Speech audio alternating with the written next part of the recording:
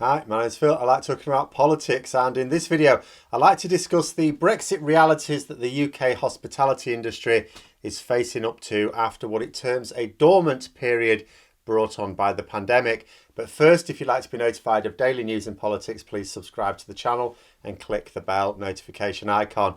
So another sector of our economy getting ready to bite the Brexit bullet. Quick recap for context then. So this sector employs about 3.2 million people in the UK.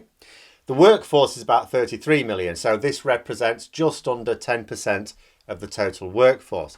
Also represents about 7% of our tax receipts. Now remember, that's important to bear in mind because a net negative impact on any part of our economy doesn't just mean job losses, but less money for public services, which are never prioritised under the Conservatives over kickbacks to Tory donors. Which creates a double whammy, of course. Lost jobs, especially relatively low paid ones. And we can sort of tell that if this represents 10% of the workforce, but 7% of tax receipts, generally speaking, it's not that well paid, is it? Certainly below average. And that, of course, means an increase in the need for welfare payments. So tax spending needs to go up, but tax income goes down, which means, of course, more cuts. But anyway, what are the particular problems for the sector now? Well, as a result of the pandemic, hospitality was largely mothballed.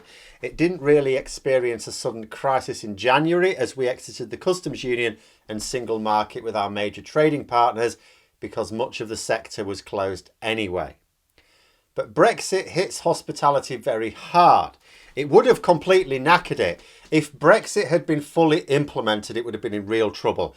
How would our hospitality sector power up this summer, for example, if checks were applied on EU goods passing through?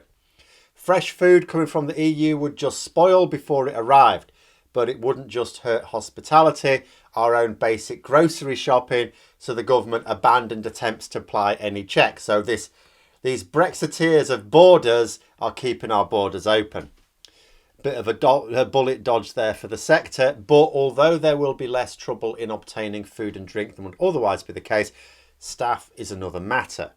So, as with a few parts of our service economy, quite dependent upon migrant labour here. A hospitality journal, Hospitality and Catering News, has pointed out that the official stats show at least 335,000 people who worked in the industry pre-pandemic have been forced out of the UK as a direct result of Brexit rules now. Great, say the gammons. More jobs for blighty folk. Yeah, see, there's a few little problems with that. First of all, hospitality jobs are not always easy to fill at the best of times anyway.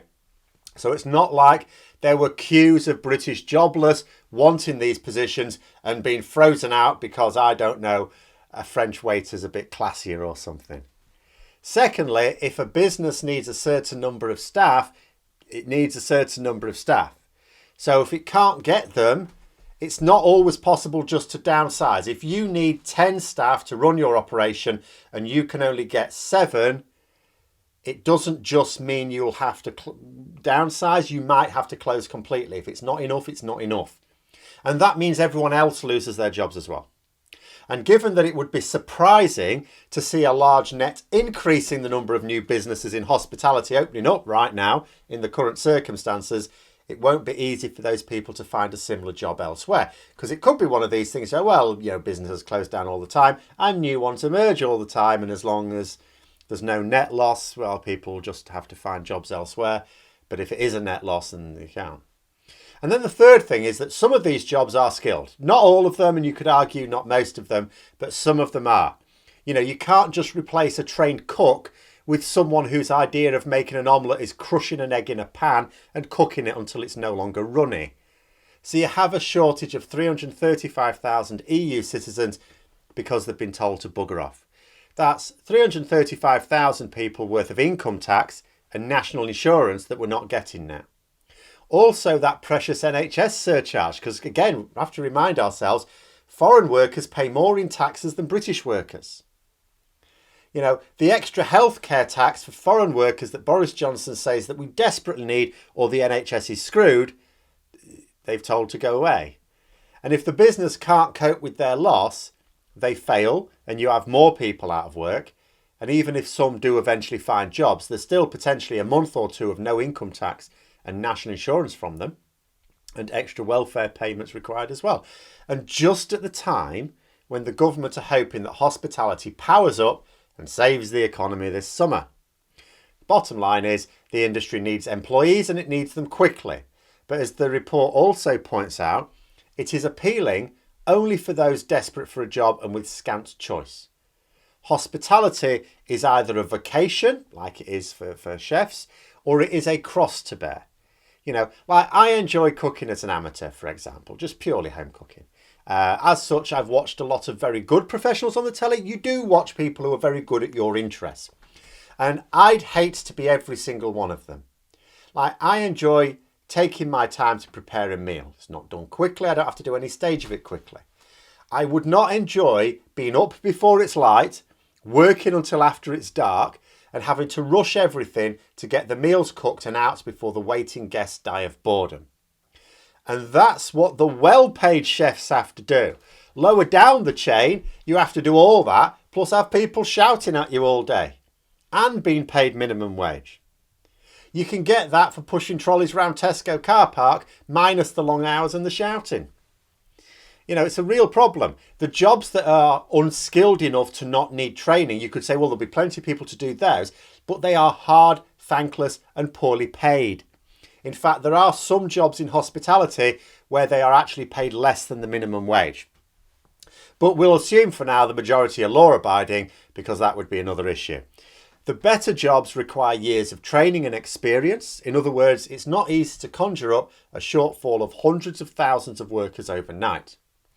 And yet, the government are planning on removing the last layer of lockdown in a few weeks.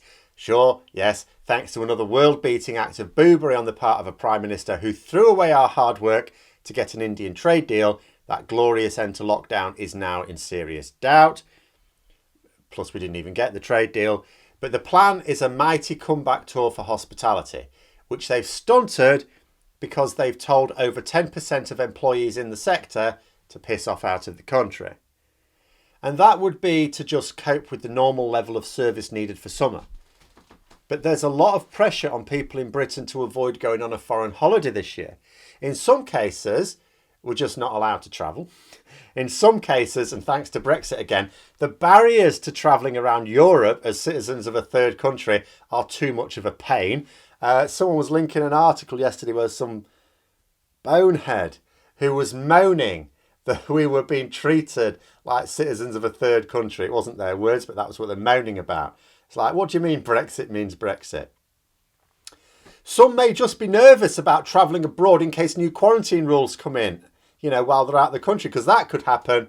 Go to a country, all of a sudden the country gets added to some list. So when you come back, you've got a quarantine for 10 days, you know. But whatever reason, there is likely to be a significant number of people who will choose to remain on our happy little plague island this summer that normally would not have done so, that normally would have gone abroad. And that's without considering the impact of any restrictions that may be in place this summer, you know, for catering in indoor locations particularly. But that may or may not be a serious consideration on the part of the business. I don't know. Whatever the case, it will mean actually more demand for hospitality this summer than would normally be the case, which is great for business if you've got the staff to provide that service. But as a country, we don't. You know, it's not just like over 10% of the workforce that in hospitality. We need to get those foreign workers back. That's the conclusion in this journal even. What do we need to do?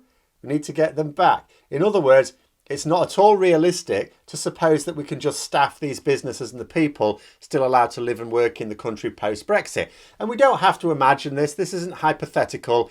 You know, even if you're talking about the unskilled workers, you know, the people who could just turn up, have 5 minutes training and be on with it, because we saw it last year. You know, it wasn't the case for the farmers finding British workers to pick their crops when we couldn't get our usual contingent of seasonal migrant workers last year. They'll have the same problem this year as well, I suppose. And so will hospitality now. You can't just get rid of even unskilled workers and suddenly expect to find that many locally. And it makes you wonder if the Treasury are making their economic forecast based on the hospitality sector being able to perform as well as in pre-pandemic summers, based purely on being allowed to open up their businesses again. They'll go, oh, well, we're not going to have any restrictions in place for them, so they should be able to operate just like they were in 2019. No. Even another Sunak special of giving £500 million to encourage middle-class punters to share their germs in the close confines of indoor dining might struggle if there aren't the staff to serve you your pizza. So another sector that employs a large chunk of our workforce, having already been hobbled by the pandemic, is about to limp around the corner to be mugged by Brexit now. We'll have to see what happens this summer. But those are my thoughts. Let me know yours in the comments below. Hope you found the video interesting. If you did, don't forget to click the like button. If you'd like to support the channel further, please also click the Patreon link for details. And until next time, I'll see you later.